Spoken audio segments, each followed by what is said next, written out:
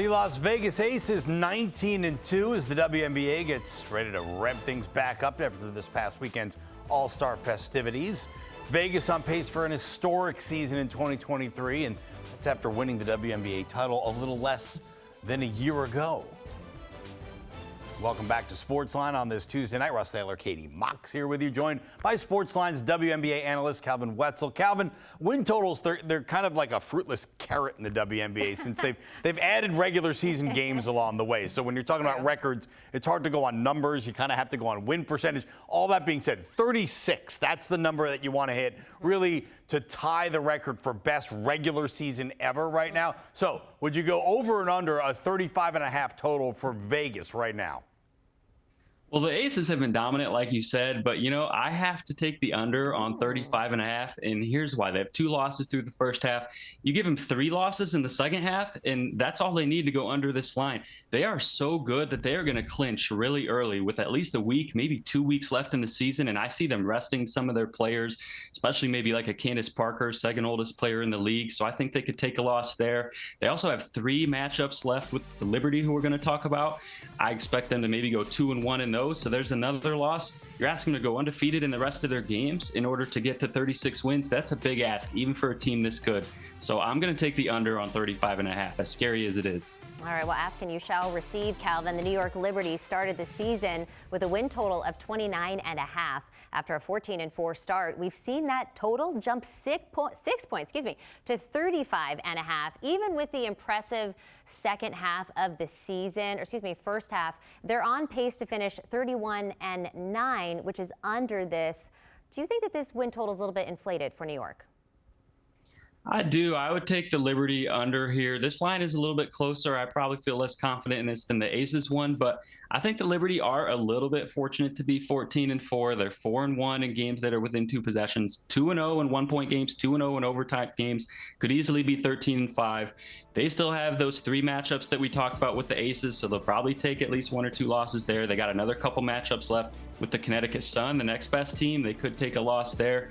And like the Aces, they might be locked into their spot with a few games to go as well. If they're far enough behind the Aces and far enough ahead of anyone else to be locked into that 2 seed, could see them rest some players. Their last 5 games are Sun, Sky, Wings, Sparks, Mystics. All 5 of those look like they'll have something to play for, so I could see them taking a loss or 2 down the stretch. So this is another one where I'm leaning under. All right, Calvin, it's the Undertaker so far with the unders for the Aces and Liberty. What's your best wager on a team total right now?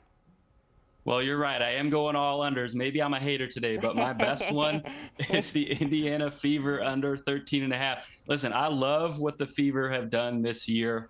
They are so much improved over last year, but they're 5-15 through the first half. They have to go 9-11 in the second half to clear this. Asking for 4 more wins in the second half than the first half is a big ask, considering they just lost 2 starters to injury right before the All-Star break, Nalissa Smith and Lexi Hull. Nalissa especially will be a big loss, and this is probably a team that doesn't want to push it when you talk about players like Caitlin Clark, Paige Beckers, Cameron Brink, maybe coming into the draft in the next year or 2.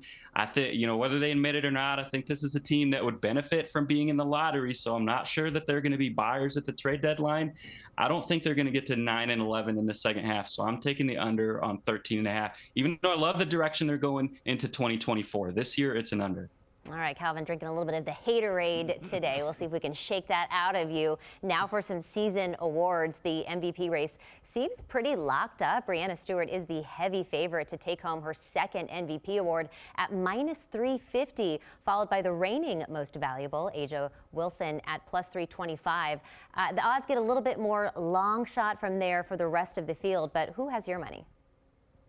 Well, I am actually pivoting to one of those long shots here, someone that no one is talking about enough compared to those 2 front runners. Alyssa Thomas right behind them at +1,500. I think the books are undervaluing her a little bit because she doesn't maybe put up those gaudy scoring numbers that you usually see from MVPs or that you see from Breanna Stewart or A'ja Wilson, but she's averaging nearly a triple-double this year. She has more triple-doubles this season alone than any player has ever had in their career in WNBA history. So she has the stat. She's carrying this Sun team to a 3 seed, even after they lost All-Star center Brianna Jones for the rest of the season. Their preseason win total was 20.5. They're on pace for 30 wins to shatter that mark, largely because of the play of the engine. So I love a little bit of money on Alyssa Thomas here. All right, like a little long shot there. And let's go with the big one here. And that's the best bet to win the WNBA title. Look, the Aces, they're the best team in the league right now. Only 2 losses. But who's got the best odds with the best chance, Calvin? Well, the Aces deserve to be the odds-on favorites, but I simply can't bring myself to lay minus 400 just halfway through the season on any future. The Aces, as dominant as they are, I think the Liberty are the best bet here in terms of value. The last time we saw a team as dominant as the Aces was the 2019 Mystics, who were supposed to be locks. They did end up winning it, but they were in a battle in the fourth quarter of the finals, decisive game 5. That could have gone either way. You can see a lot of crazy things happen, and the Aces don't have a lot of depth. So, God forbid they're 1 or 2 injuries away from sort of falling back into line with the Liberty. So I would still look at the Liberty at the odds that they currently are right now. All right, let's recap Calvin's picks for the second half of the WNBA season. He doesn't see the Aces getting to 36 wins from the 19 right now, nor does he like the Liberty's chances to break 30. Doesn't mean he's down on those teams, just he doesn't like those totals. He doesn't even like the Fever to go from 5 to 14. Hater. All right, it's a little bit of the haterade, but you know what? He likes the odds. He does like New York's odds of winning it all. They got the second best record in the league coming out of the All-Star break.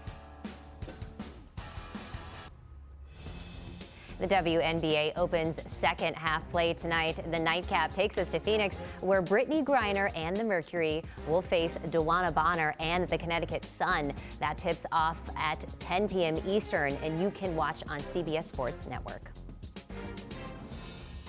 We welcome back Sportsline's WNBA wagering analyst, Calvin Wetzel. Calvin, the Sun are laying 7.5 against the Mercury. It's a fairly large spread. However, the Mercury just haven't been great, and I'm not even talking about their record.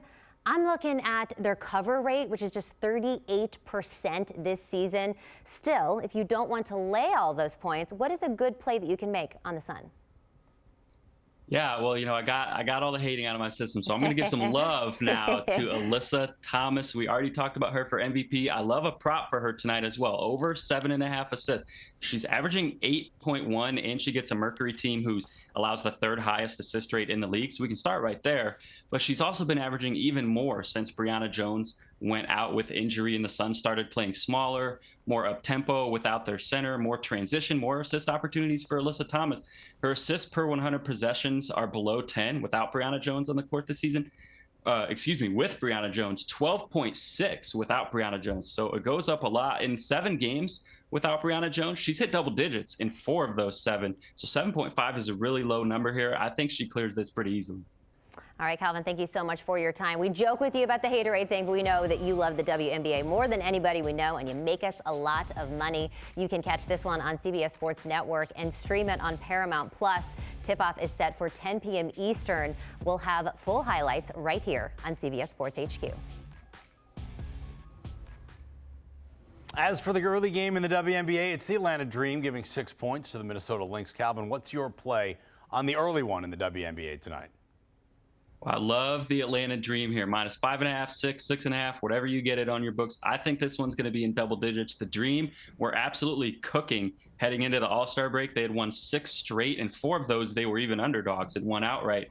I think they're going to pick up right where they left off. The one matchup against the Lynx earlier this season, they won by 6 on the road. Now they get some home cooking in Atlanta. And home teams are 14-2 against the spread with Eric Bruton refereeing. He is the head official tonight. So I'm riding Atlanta. I'm riding the home team. Ladies and gentlemen, that is Sportsline's WNBA analyst Calvin Wetzel. Calvin, thanks so much.